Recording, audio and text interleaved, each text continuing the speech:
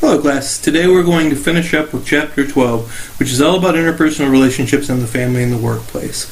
We'll get to dive into a little bit of discussion of how communication works not only within a family, but strengthens the bonds of the family and how the family functions, how it really impacts people's lives with those really tight interpersonal relationships made up in the family, and also within the workplace, how not only romantic relationships occur, but beyond that, what kind of social support systems and what kind of methods do workplace relationships play in making sure that you're not only comfortable and satisfied, but also feeling capable to the job and toward your job satisfaction. So we'll look first at families here.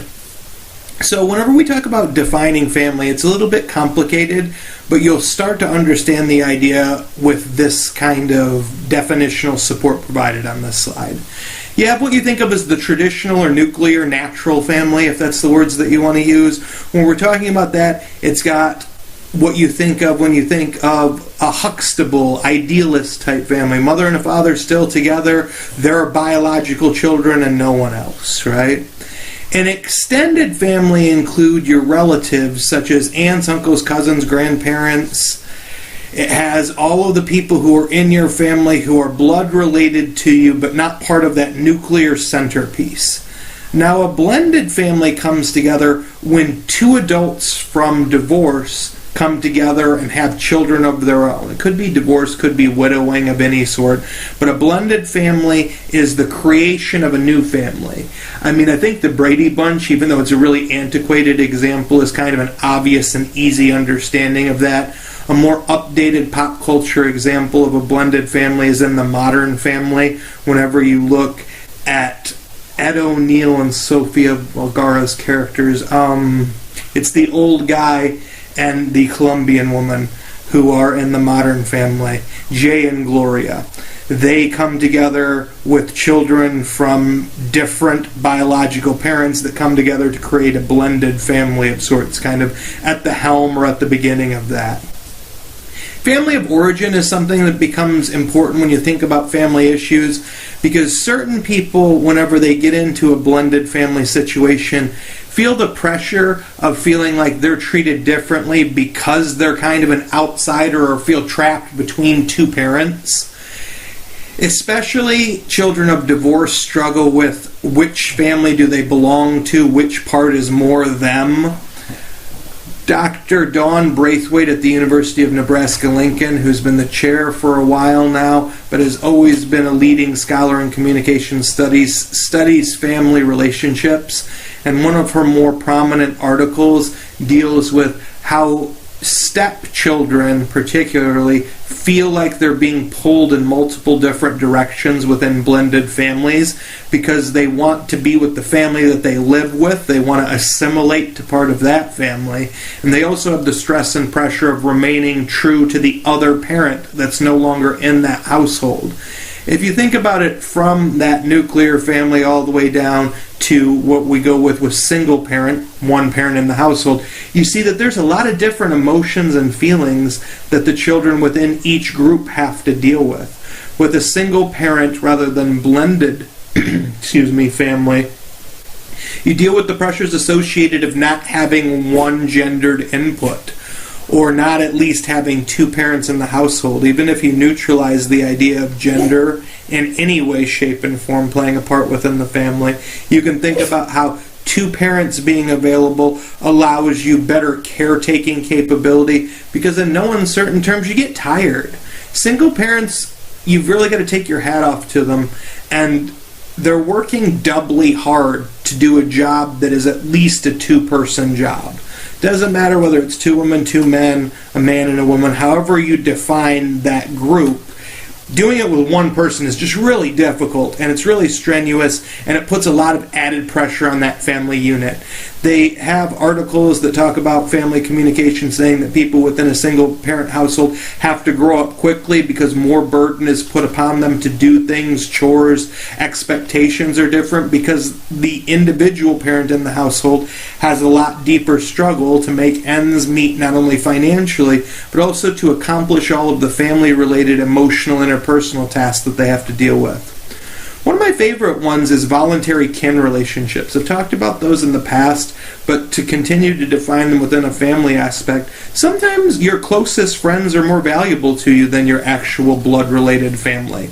It's people who are family to you, even though you're born of different family members. What I mean by that is, you sometimes have made a friend that you've been through so much together and you care so much about. You care about them more than a sibling. You care about them in ways that you can't describe. Voluntary kin relationships happen when somebody looks out for you, when you love someone, when you care about their well-being. All those emotions that go into voluntary kin relationships, though very different than the blood-related nuclear family, still fall under that category or that umbrella of understanding a group who is cohesive, who cares about one another, who really matters in one another's lives. So, when we talk about sources of family difficulty, this graph does a good job, I think, of highlighting what counseling has shown us is the problem. So when people and families go to counseling and they talk about problems within their families, the categories that you see in it displayed on the left-hand side really do highlight the importance of interpersonal communication in the family unit. Usually communication is, at least 86.6% of the time, part of the problem or the majority of the problem. Now, all these other factors take part. Children, your sex life, money, leisure, all the things that are on that side deal with issues that these family counselors have dealt with. But even a lot of them, as you can see by the numbers, they don't equal 100%. It's out of all of the things they said, which ones were represented. Sometimes the problems that are related to money particularly, you can wrap your head around, are based in communication. When we talked about expectations and following through on those expectations, you can certainly imagine how communication plays a central role in a lot of these expectations being violated. When we talk about the models of family interaction, you talk a little bit in the chapter about cohesion and adaptability. Let's define these first. So adaptability is a family's ability to modify and respond to changes in the family's power structure and roles. Adaptability is the ability of a family to understand and allow children who were once young and subordinate to become teenagers or adults within the family and to allow those roles to change. And so when I'm talking about the changing roles, if you have, as college students, gone back to visit your family and it feels like they still treat you like a kid, that would say that the adaptability within the family might be a little lower. They're trying to be more rigid, more structured, to keep things the way that they were. Also, when we talk about cohesion, it's that emotional bonding and feeling of togetherness that families experience. Every type of feeling, from voluntary to nuclear families and everything in between, has a level of cohesion that's shared among them, between shared experiences, between things that they believe and value. When we got down to those chapters that we talked about the sense of self and the values that you hold and your worldview and your outlook, families who are more cohesive share that. If you think about somebody who's an outsider within their own family, we use the term black sheep, or we think of somebody who's kind of a nonconformist by their nature. That is somebody who does not adhere to the cohesion within the family unit. We all believe X, and that person believes Y. Well, they feel on a different part of that cohesion continuum that I'm highlighting here than most of the family members do. Each family member can exist on a different part of this model to highlight how the family is either in a scatter point, having a lot of points really close together, and therefore is kind of all feeling the same way, or different people feel differently. So let's take adaptability. You, as the college student going back, might feel like the family is being rigid. They might feel like you're no longer conforming to the normal expectations of the household. And those two ideas that happen at cross purposes leave each of you feeling differently about the way that the family is in terms of your level of cohesion. Another model of the family talks about the communication patterns within it. And this quadrant analysis here that shows you in an infograph how conversation and conformity play out. I started to talk to you a little bit when we were looking at the idea of cohesion for conformity. But how consistent is your point of view and your perspective with your parents?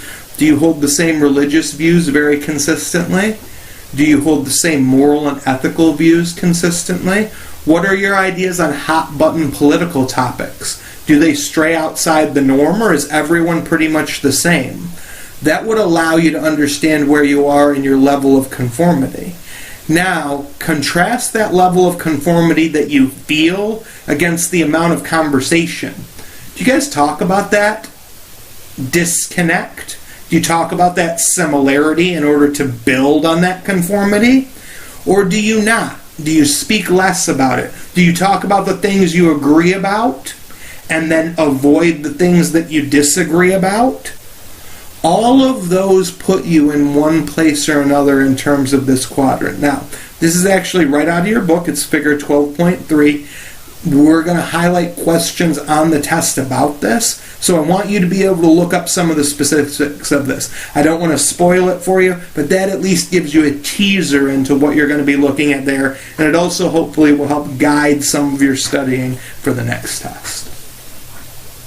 Family relationships can be improved. The nice thing about this chapter is that if you buy into the idea that talking and interpersonal communication plays a big role in families, then the way that you talk, how often you talk, and what you talk about really can affect the nature of a family dynamic. If you feel like you're in a bad family situation, you can't talk your way out of everything. You can't talk your way out of an abusive situation. You can't talk your way out of feeling neglected or unloved. But you can make things better in situations where you don't feel included. You can talk your way out of situations and into a better situation about how to express affection so that you feel more included. So some of these include finding time to talk, actively listening and not just allowing the person to speak for the sake of making noises. Remember in that listening chapter where we talked about the difference between listening and hearing. When I talk about listening actively, responding appropriately, caring to take action on the basis of what you hear. Supporting and encouraging one another to try to get better. Maybe you have a strained or frayed relationship with your family and you can't find the capability to support and encourage one another. It would be one-sided at first. Well, it might start out as one-sided and later mature to being mutual. But you can use productive strategies for managing conflict, stress, and change. What I mean by that is, if you can't support and encourage one another right away, find productive strategies to try to make it so that you can. What kind of productive strategies might I be talking about? If you don't like it whenever you're yelled at or you're criticized, you can say that instead of screaming or yelling or criticizing me about the things I don't do, could you ask me to do them? The request then feels like it could be a very easy thing for you to do to make that a lot more productive and a lot more supportive by its very nature. So let's continue with this idea. Specific family relationships that you can think about are obviously parent and children, grandparent and children, extended families like aunts and uncles, and then siblings. All of these relationships play a different role in terms of their support level, their comfort, and the level of communication that you have and influence that you have. It's not guaranteed, but the older to younger relationships have a lot less adaptability because there is difficulty with the older side starting to see you as someone different, starting to allow the relationship to evolve. When you become an adult and you're making decisions on your own, your parents still want to tell you what to do because you never stop being their child. In their eyes, to a certain degree, since they are your parent, they ought to have some level of influence over what you do.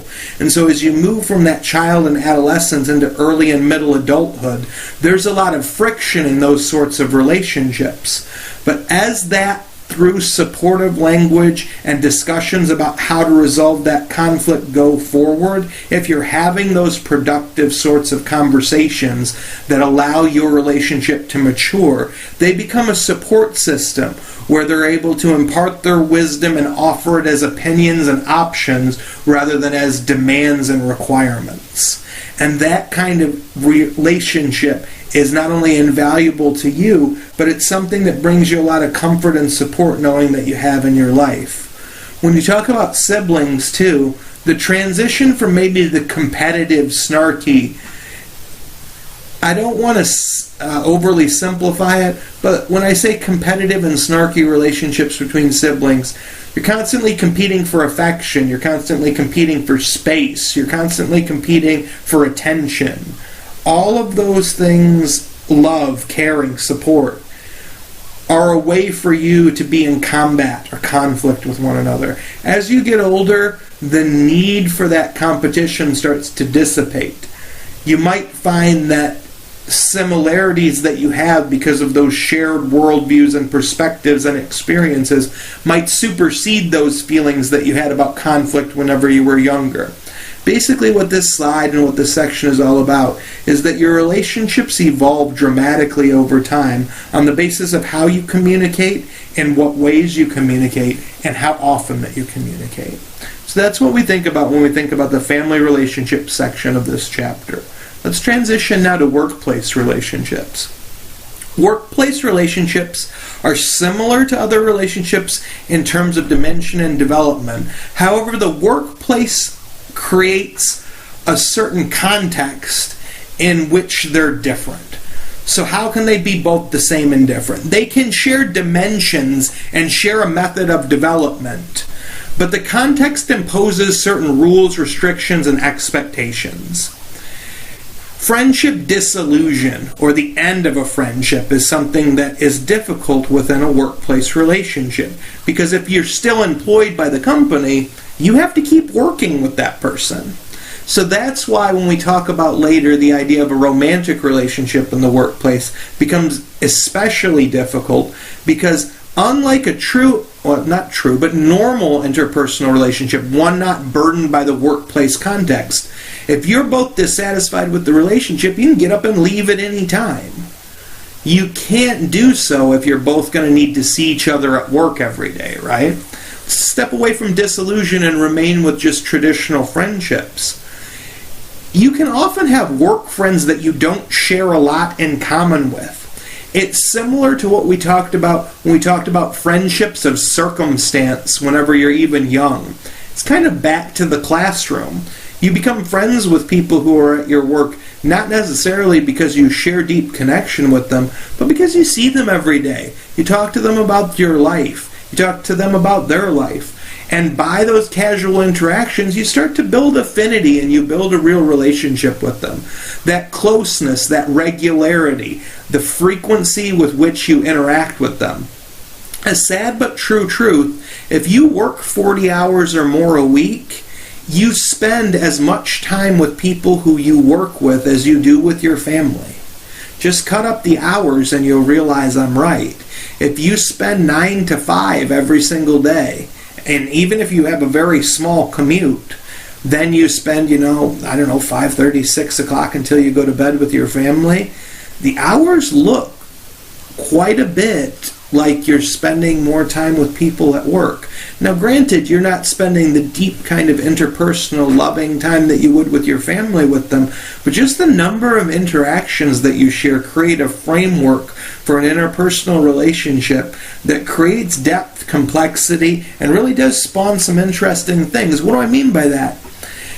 You have information exchange. Sometimes when you've got a friend at work, even if you're absent and something changes, they text you about it. They call and tell you about it, right? They're the ones who keep you up to date on things. I have friends that I work with in the department now who, if and when there's an experience or an opportunity on campus to go and be a part of a new organization, or to go and go to an award show, or to congratulate our peers, they tell me and we go together. That's an information exchange method of becoming closer friends, right? They're your social support network. When something goes wrong at work, they understand it better than sometimes even your family members, your spouse, the people you love and care about do. Why? Because they understand the political framework of your job. They understand the day-to-day responsibilities. They understand how the little things that happen at work that might seem small on the outside looking in really do mean a lot on the inside to other people. When we talk about what workplace friendships can do for other people too, or for different sorts of relationships, when you first come to a job, newcomer assimilation is the idea that they kind of break you in, if you want to use that kind of analogy. They tell you where everything is. They tell you how everything works. They tell you what's in the handbook versus what's really expected of you, right? They talk about what you can get away with to a certain degree. They give you that information, so there's an assimilation factor, right?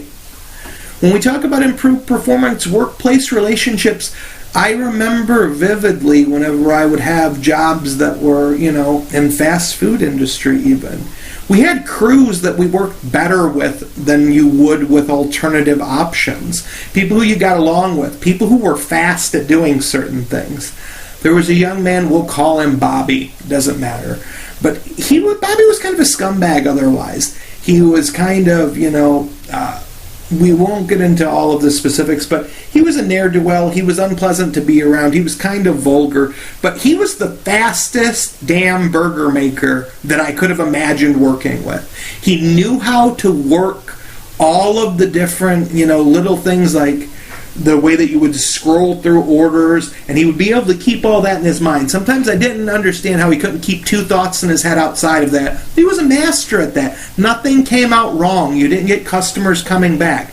I would then be able to work on the drive-through lane and the front also at the same time if it was going to be a short time in the day, right? And the two of us together, you could build a crew out of that, right? Well, that came from improved performance. We literally made each other's jobs easier. So I had a friendly relationship with Bobby, somebody who I wouldn't share anything with outside of work. We were close and we liked to work together because we made our jobs easier. And that's a micro level of a macro issue. Whenever you have a good, supportive working environment, you have people around you who are quite capable, supportive, caring, that makes it so that you can thrive, so that you can excel at your job, so that your performance improves. Workplace romances is obviously an issue that we need to talk about whenever we talk about workplace relationships. There are reasons for and values for workplace romances.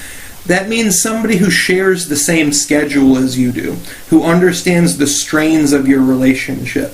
I think of specialized fields particularly whenever I think about the theater or actors, right? Whenever I think about people who have really high-pressure jobs in specific industries. Well, somebody who does the same thing that you do understands what you're going through and can relate to you in ways that people who don't share that experience have a hard time understanding.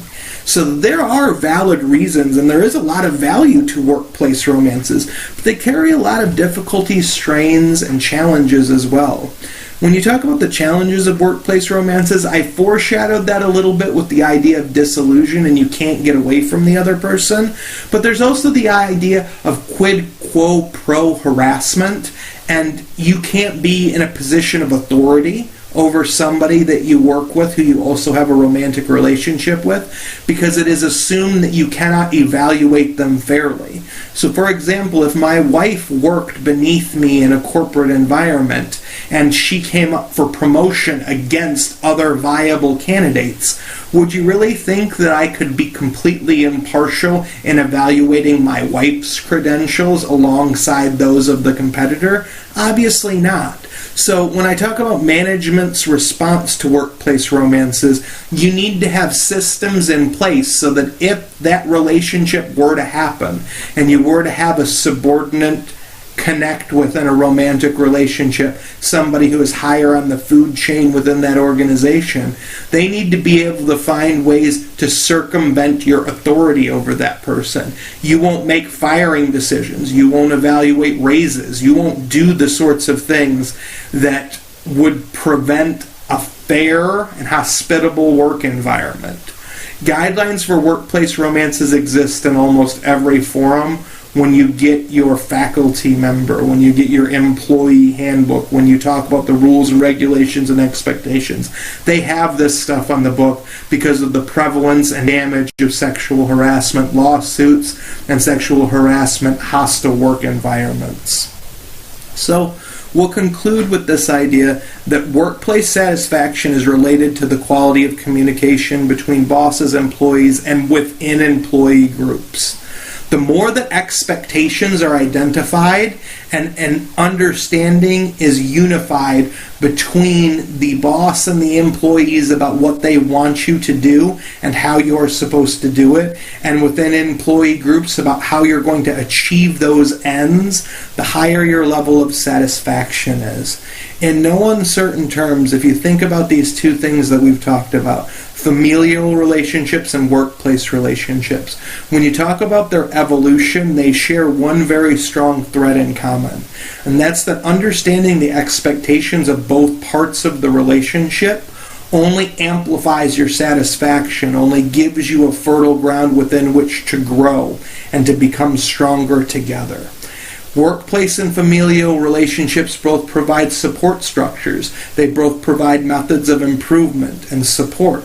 Not only in terms of like an interpersonal connection, but I'm talking about support literally too, financially, in terms of being there literally. When we say shoulder to cry on, we're usually talking about that familial relationship when you feel like other avenues of your life are crumbling down. The person that you weep to, that you open up to, that you're vulnerable with, right? That trite expression comes from this idea that we're talking about here.